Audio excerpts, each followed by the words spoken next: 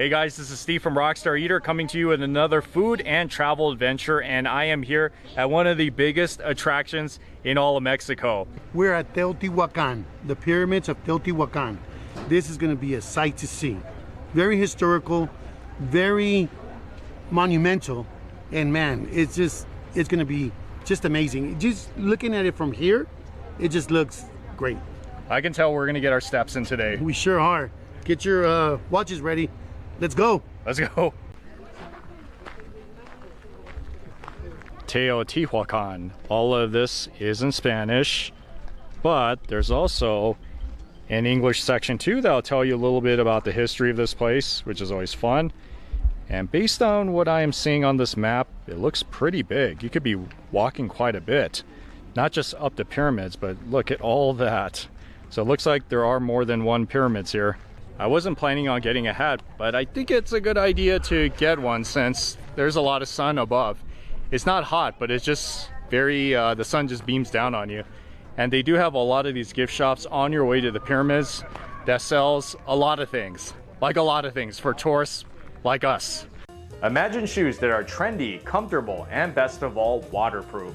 I discovered it all with these shoes from a company called Vessi. This is state-of-the-art waterproof technology that makes these shoes great for rainy days or any place you might step into some of those puddles from time to time. So no more worrying about getting your socks and toes wet. And best of all, it is comfortable. Its cushioned insole and lightweight material makes it great for me to walk all day, and at a lot of times that is exactly what I need for my schedule. Since the fall season is in, my new Stormburst low top is exactly what I need for this month. It's a great combination of style, warmth, and comfort with the grip and support you need for everyday adventures. It's great for any occasion out in the city. So surprise your loved ones with a gift that keeps them warm and dry. Shop Vessi's waterproof collection at vessi.com, which is in the video description, where you can find select shoes for only $99. You always want to be prepared for a rainy day, so why not get your Vessi shoes today? And with that being said, let's get back on with the show. And then after you pass all the gift shops, behind me is the big pyramid. This is the Pyramid of the Sun. It's pretty high. I know it looks kind of small in the frame, but I assure you it's pretty big. I wonder if we could go up there today. Let me find out.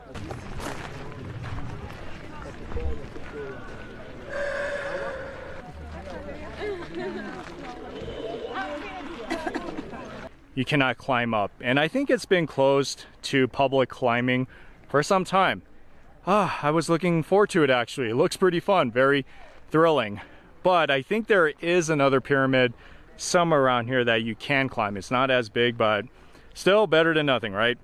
As you're walking about, you'll see that there are a lot of these merchants everywhere trying to sell you stuff, and that's one of the things that you'll find in Mexico. I usually don't buy them, but if you guys do, just know that you can bargain with a lot of them and get it for a fairly cheap price. So apparently all of this was underground before, is that the history? Yeah, this was all buried. And back then it just looked like an empty dirt field. Even the pyramids, they were covered with dirt. And they were pretty much just uncovered as they started digging. They came up with like a wall. And then as they started following the wall, it started taking shape. And then before you knew it, they started excavating and this whole valley came about. That's amazing. Yeah. So it's basically like a lost city that was found. Yes, exactly that. I guess you can just pick off one of these from this, was it like a cactus plant? Oh, it's kind of sharp, so you have to be careful. Oh, it's such a harmless dog. That's a good thing. You never know sometimes with these dogs. There was a time in which all of this was under dirt, so it looked like a very big hill, but then when they excavated it, they found all the stones. See, you can find so many things under dirt. And I made it to the Pyramid of the Moon. It is pretty big, not as big as the Pyramid of the Sun, but still, you can walk a long distance up. And I noticed that to both sides, there are these monuments that apparently were ancient temples where they used to sacrifice to their deities, or that's how the story goes.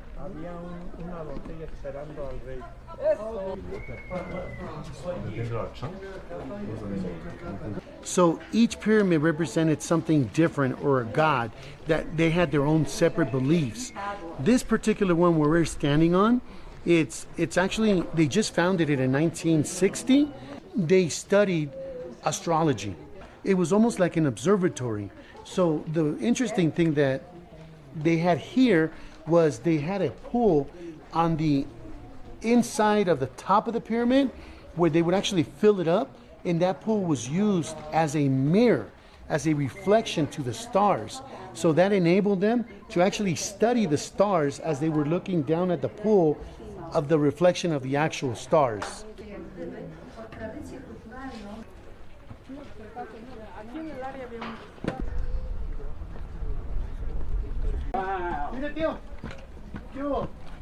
And I guess these are some of the living quarters they had in this compound. It's open now, but before there were different rooms for the residents.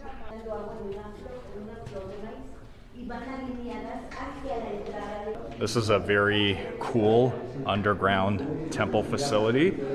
And one of the reasons why this spot is pretty unique is the murals that you'll see that are preserved. I just like it because it's nice and cool in here. It really could be hot, especially in the summertime. We're gonna go up to this pyramid since they didn't let us climb the big one. Luckily though, last time I came with my wife and my kids, we were able to climb.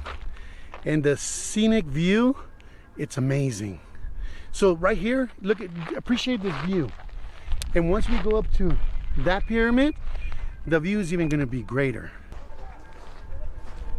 Going up, not so bad. Going down, a little scarier. But at least the view is very nice. On the other side, looks like there's this other section to see. This area is kind of cool. It's almost like a amphitheater or some sort of a seating venue where you can watch a show, but there's nothing here. It's good to relax because I've been doing a lot of walking, and not necessarily up and down stairs, but just everywhere, because this is a really huge area. You can be here like half day. Yes, got to get my steps in. Now is the fun part. Walking down the steps. Whoop-de-doo. Well, that's pretty much most of Teotihuacan. It is about close to 5 o'clock. That's when they close. But it felt like I've been here a long time. I don't know if you guys like ancient pyramids, but I don't see them that often. So to me, this is very interesting. At least I got my steps in for today. Anyways, thank you so much for watching, and I'll see you all in the next Mexico food and travel adventure.